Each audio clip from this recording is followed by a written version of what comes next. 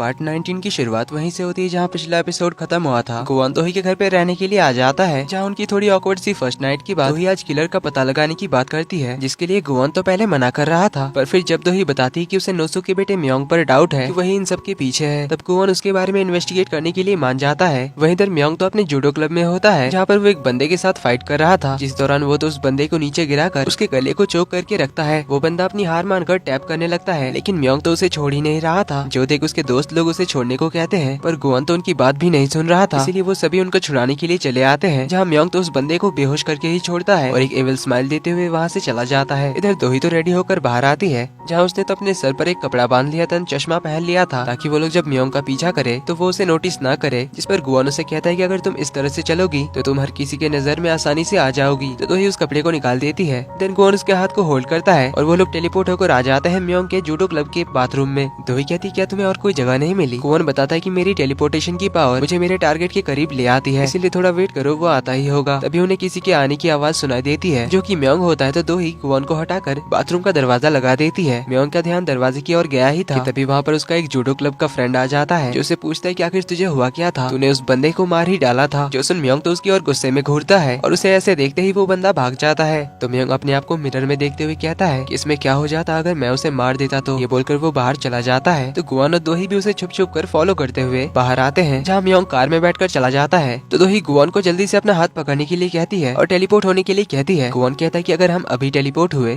तब या तो हम उसके कार के डिक्की में पहुंच जाएंगे या तो उसके बैक सीट पे। तो दोही गुआन को लेकर टैक्सी में बैठ जाती है और ड्राइवर से म्योंग की कार को फॉलो करने को कहती है। वहीं गुआन तो आराम से बैक सीट पर लेटा हुआ था। कुछ दूर फॉलो करने के बाद म्योंग अपनी कार को सबवे के बाहर पार्क करता है। थोड़ी दूर से दोही और गुआन उस पर नजर रखते हैं। दोही को समझ नहीं आ रहा था कि वो यहाँ पर क्या करने आया है। ये म्योंग कार से बाहर निकलता है तो दोही गुआन को पीछे कर लेती है, क्योंकि उसे आसानी से म्योंग नोटिस कर सकता था। तो दोही कहती है हमें यहाँ पर थोड़ी देर वेट करना चाहिए, फिर देखते हैं ये क्या करता है। लेकिन म्योंग तो सबवे के अंदर चला जाता है, इसलिए दोही जल्दी से गुआन का हाथ पकड़ लेती है और उसके पीछे चलने को कहती है। लेकिन गुआन अपने दूसरे साइड एक कपल को कॉफी पीता हुआ देखकर कॉफी पीने जाने की बात करता है, पर दोही उसे रोकते हुए कहती कि पागल हो क्या, अभी हमें म्योंग का पीछा करना है। पर गुआन का तो कॉफी के बिना मन नहीं मान रहा था, पर दोही उसे अपने साथ खींच कर ले जाती है, जहाँ वो दोनों एक शॉप के अंदर छुप कर म्योंग पर नजर रखते हैं। वहीं गुआन ने तो अपने लिए कॉफी भी ले ली थी और मजे से पीता हुआ म्योंग को देख रहा था। वहीं दोही तो अकेले बड़बड़ किए जा रही थी कि कुछ तो गड़बड़ है। पर तभी वो गुआन को कॉफी पीता हुआ देखती है तो उससे पूछती है कि मेरी कॉफी कहाँ है। पर ये सुन गुआन तो अपनी कॉफी को जल्दी से पीकर खत्म कर देता है। दोही कहती है कहीं ये म्योंग उस किलर से इस सबवे के अंदर तो नहीं मिलता। ये बोलकर वो गुआन की ओर अपना हाथ बढ़ाती है। गुआन उसका हाथ होल्ड करता है तो वो दोनों एक फोटो बूथ के अंदर टेलीपोर्ट हो जाते हैं। दोही पूछते है क्या तुम्हारे टेलीपोर्टेशन के पावर से थोड़ी बड़ी और खुली हुई जगह पर नहीं जा सकते? हर बार ऐसी छोटी सी बंद रूम में आना जरूरी है। इस पर गुआन कुछ नहीं कहता और अपनी कॉफी का खाली कप दोही के बैग में रख देता है। कहता है मैं थोड़ी देर बाद एक कप और पीऊंगा। तभी फोटो बूथ के सामने कुछ लॉकर्स होते हैं, जहाँ म्योंग तो एक लॉकर में कुछ ढूंढने आया था, जिसे दोही और गुआन फोटो बूथ के कर्टेन्स को हटाकर देखने लग जाते हैं। इधर म्योंग एक लॉकर को खोलता है, लेकिन उसके अंदर कुछ भी नहीं होता, जिसे वो गुस्से में बंद कर देता है, पीछे मुड़ता है। तो जल्दी से गुआन और दोही फोटो बूथ के अंदर चले आते हैं, लेकिन म्योंग को शक हो गया था कि वहाँ पर कोई तो है, इसीलिए वो तो इस फोटो बूथ की ओर जाने लगता है। इसीलिए दोही जल्दी से गुआन को अपना हाथ देती है और म्योंग के यहाँ आने से पहले टेलीपोर्ट होने के लिए कहती है। तो गुआन उसका हाथ होल्ड करता है और टेलीपोर्ट होने की कोशिश करता है, लेकिन उसकी पावर्स काम नहीं कर रही थी। इसका रीजन वो समझ नहीं पा रहा था। वो दोबारा ट्राई करता है, लेकिन तब भी कुछ नहीं होता। वहीं इधर म्योंग तो उस फोटो बूथ के करीब आ चुका था और वो फोटो बूथ के कर्टेन्स को हटाने के लिए अपना हाथ आगे करता है। वहीं अंदर तो दोही काफी घबरा गई थी, पर तभी गुआन उनके कॉन्ट्रैक्ट के बारे में याद करता है और दोही को किस कर लेता है, जिससे दोही तो एकदम चौंक जाती है। और यहीं पे इस हफ्ते के आखिरी एपिसोड का एंड होता है और हमें अगले हफ्ते के एपिसोड्स का प्रीव्यू दिखाया जाता है, जहाँ पर हम देखते हैं कि दोही और गुआन तो काफी बहस कर रहे थे, क्योंकि गुआन का पावर्स काम नहीं कर रहा था। इसीलिए वो दोही से कहता है कि तुम्हारी वजह से मेरी पावर्स काम नहीं कर रही है और ये सारी प्रॉब्लम्स तुम्हारी वजह से हो रही है। इस पर दोही तो उसे गुस्से में कहती कि असली प्रॉब्लम तो तुम हो, इसीलिए मुझे ब्लेम मत करो। इसके बाद शायद इन दोनों में कुछ ज्यादा ही बहसबाजी हो जाएगी, इसीलिए दोही उसे घर से निकाल देती है एंड इवन उसके सारे सामान के साथ उसके जूते चप्पल भी बाहर फेंक देती है। तो गुआन भी गुस्से में अपने घर चला जाता है, बटलर को कहता है देख लिया शादी करने से क्या होता है, मुश्किल से एक दिन तो हुआ ही था और उसने मुझे घर से निकाल दिया, इसलिए कहता हूँ कि आप भी शादी मत करना। गुआन काफी रात तक घर नहीं लौटता, तो दोही उसे कॉल करती है। तो गुआन उसे जानबूझकर कहता है कि कौन बोल रहा है। तो दोही भी सामने से कहती कि ओ हेलो मिस्टर जो भी हो तुम, क्या तुम्हें घर वापस नहीं आना है? गुआन कहता है तुम्ही ने तो मुझे धक्का मार के निकाला था, तो अब क्यों बुला रही हो? इस पर दोही कहती है ठीक है फिर मत आओ, कहकर कॉल काट देती है। इधर जूसियो को सुल्वन फाउंडेशन के बारे में पता करते हुए एक पुरानी फोटो मिलती है 1970s का, जिसमें कुछ ओल्ड मैन के बीच उसे गुआन की शक्ल का आदमी दिखाई देता है। इसीलिए उसे गुआन पर डाउट होता है और शायद उसे कुछ पता चल भी जाता है, क्योंकि जब वो गुआन से मिलता है तो उससे पूछता है कि मिस्टर गुआन